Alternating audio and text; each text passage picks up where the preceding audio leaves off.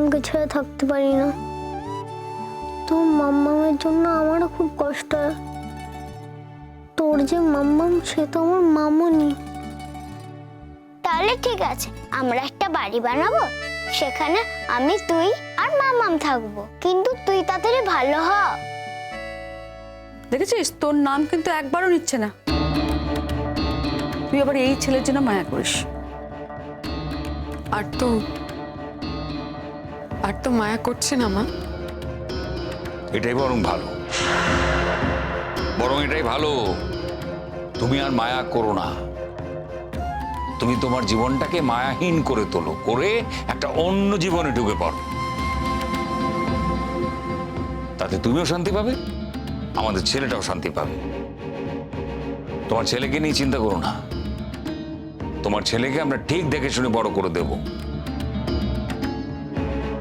যদি কখনো দেখতে ইচ্ছে করে আমাদের ফোন করো, আমরা দেখিয়ে দেব। কিন্তু তুমি দয়া করে ওর জীবনটা এভাবে অধিকার করে বসে থেকো না।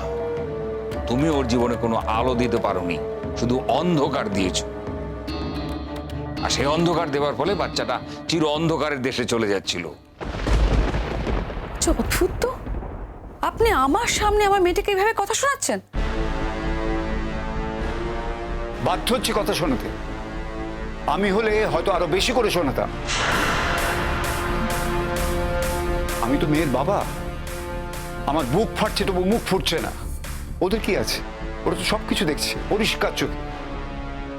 সবকিছু পরিষ্কার করে দেখার পরেও চুপ করে থাকা যায়? ওরা অনেক ভদ্রলোক, তাই এতক্ষণ সহ্য করে আছেন। পুবলু, এই পুবলু। হ্যাঁ বল।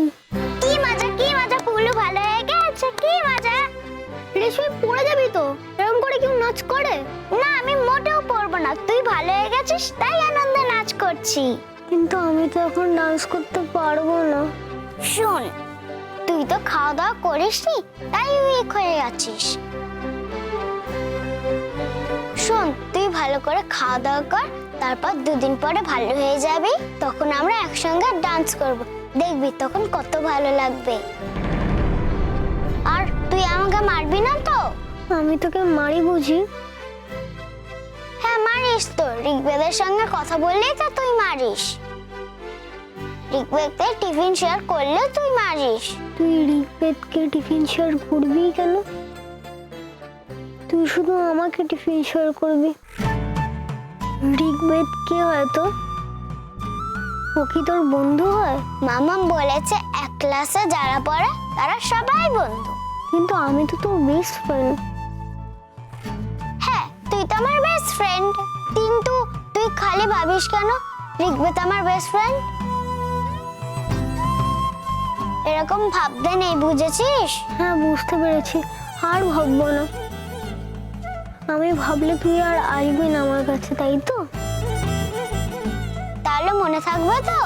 হ্যাঁ মনে থাকবে। তুই এখন ভালো হয়ে গেছিস। এখন আমার খুব ভালো লাগছে, খুব ভালো লাগছে। পুবলু, তুমি এখন কিছু খাবে?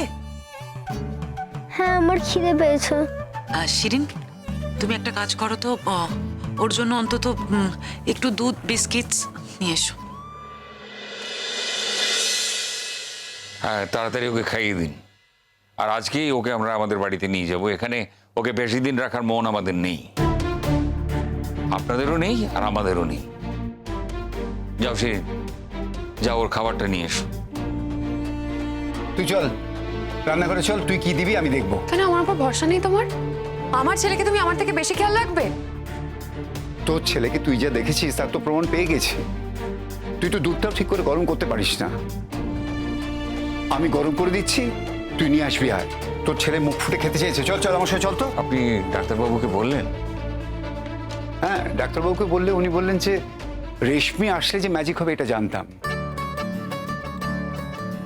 সেই জন্য বারবার করে বলছিলাম। যাক, আর কোনো ভয় নেই, আর কোনো চিন্তা নেই। তবে হ্যাঁ, একেবারে ওকে কিন্তু সলিড ফুড খাওয়াবেন না, আস্তে আস্তে একটু একটু করে খাওয়াবেন। কারণ এতদিন পরে খাচ্ছে তো, তাই একেবারে সলিড ফুড খেলে না পেট খারাপ হয়ে যেতে পারে, শরীরটা দুর্বল হয়ে যেতে পারে। এই কথাগুলোই বলছিলেন। আমি সব শুনে নিয়েছি দাদা। আমি সব আপনাকে ব্রিফ করে দেবো। তবে একটা কথা জানেন কি দাদা, আজকে আপনারা কিন্তু আমাকে নিশ্চিন্ত করলেন। এই যে আপনার বাচ্চাকে নিয়ে যাচ্ছেন, আমি পরম নিশ্চিন্ত হলাম। ম্যাম আমরা তো চিঠিটা পেয়ে অবাকই হয়ে গেছি। এই তো সবে কিছুদিন হলো আপনি এলেন। হ্যাঁ, অবাক তো আমিও একটু হয়েছি। ঠিক আছে, আমাদের প্রফেশনটা তো এরকম, যখন যেখানে এমার্জেন্সি হয় সেখানেই চলে যেতে হয়।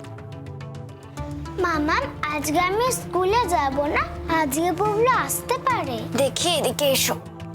না বাবা, আজকে তো স্কুলে গেলে হবে না, আমাদেরকে এখান থেকে বেরোতে হবে, কালকের মধ্যে চলে যেতে হবে। কোথায় যাব মাম্মা? বেড়াতে যাব? ধরে নাও বেড়াতেই যাচ্ছি, কিছুদিন ওখানে থাকবো, তারপরে আবার যখন অন্য কোথাও পোস্টিং হবে তখন সেখান থেকে চলে যেতে হবে। মাম্মা পুবলুর সঙ্গে আর দেখা হবে না? বড় হলে দেখা হবে। তাহলে স্কুলে পড়বো না? কে বলেছে তুমি স্কুলে পড়বে না? নতুন যে জায়গায় যাবে সেখানে স্কুলে পড়বে, খালি ভুলভাল কথা। আপনারা এখন আসুন, 2-1 ঘন্টা পরে আসবেন, আমাকেও চার্জ হ্যান্ড ওভার করতে হবে। ঠিক আছে, আমি অফিসে যাচ্ছি, সেখানেই সবটা কমপ্লিট করে দিয়ে আসবো। মর্নিংয়ে ফ্লাইট। ওকে, আপনারা আসুন। ঠিক আছে ম্যাডাম। সুষমা, সুষমা। হ্যাঁ ম্যাডাম। রেশমির জন্য যা যা গোছগাছ করতে বলেছিলাম করেছো? হ্যাঁ ম্যাডাম, এক্ষুনি যাচ্ছি, গুছিয়ে দিচ্ছি। কি হয়েছে, এভাবে মন খারাপ করে আছো কেন? তা মন খারাপ হবে না? আপনি আমাদের এত ভালোবাসতেন, এত আপন করে রাখতেন, অথচ আমরা আপনাকে পেলাম কোথায়? আবার কে আসবে, কার সঙ্গে কাজ করতে হবে? আচ্ছা, যে আসবে সে তো আমার থেকেও ভালো হতে পারে, মন খারাপ করো না, যাও। মেলগুলো সব করে নিই। মাম্মা পুবলুর সঙ্গে আর কোনোদিনও দেখা হবে না? আমি একটা কাজ করব, এখন অফিসে যাওয়ার সময় আমি একটু দেখা করে যাব, তোমাকেও পুবলুর বাড়িতে ড্রপ করে দিয়ে যাব। জানো মাম্মা, পুবলুকে ছাড়া আমি থাকতে পারি না, কষ্ট হয়।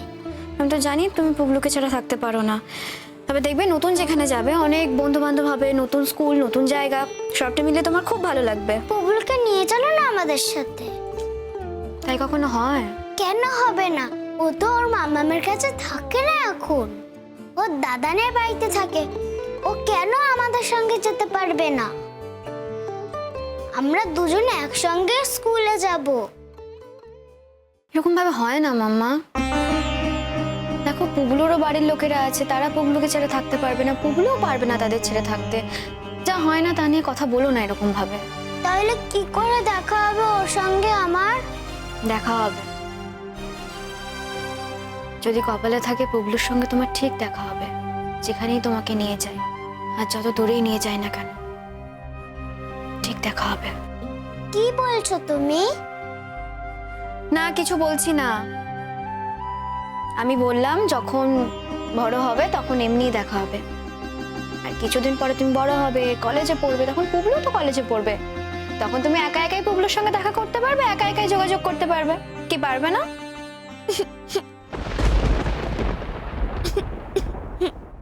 কাঁদে না বাবা, আবার কান্নাকাটি করে এইভাবে। কখন যাব পুবলুদের বাড়ি? এই তো যাবো, দেখো অলরেডি কিন্তু অনেক কাজ বাকি আছে, সবটা গোছগাছ করতে হবে তো আমাকে। আমি তোমাকে পুবলুদের বাড়িতে ড্রপ করে আমি দেখা করে অফিসে চলে যাব, আবার অফিস থেকে ফেরার সময় তোমাকে পিক আপ করে নিয়ে আসবো। ওকে? জানো মাম্মা, পুবলু যখন শুনবে আমি চলে যাচ্ছি, পুবলু খুব কাঁদবে। দেখো, পুবলু তো আমাকে ছেড়ে থাকতে পারে না। পুবলু বলে আমি না থাকলে ওর খুব কষ্ট হয়। অভ্যেস হয়ে যাবে। তুমি বলছো অভ্যেস হয়ে যাবে, অভ্যেস হয় না। যখন আগের বার অসুখ করেছিল তখন আমার কত কষ্ট হয়েছিল, সেই জন্যই তো আমি বাড়ি ছেড়ে চলে গেছিলাম, যে আমি পুবলুর বাড়িতে একা একা চলে যাব। তুমি তো আমাকে তখন পৌঁছেই দিচ্ছিল না, আমার তখন কষ্ট হয়নি? পুবলুরও খুব কষ্ট হয়েছিল। পুবলুর অসুখ করেছিল, পুবলুকে তো কেউ ভালো করতে পারছিল না। আমি গেলাম বলেই তো পুবলু ভালো হলো। गुड्डी गुड्डी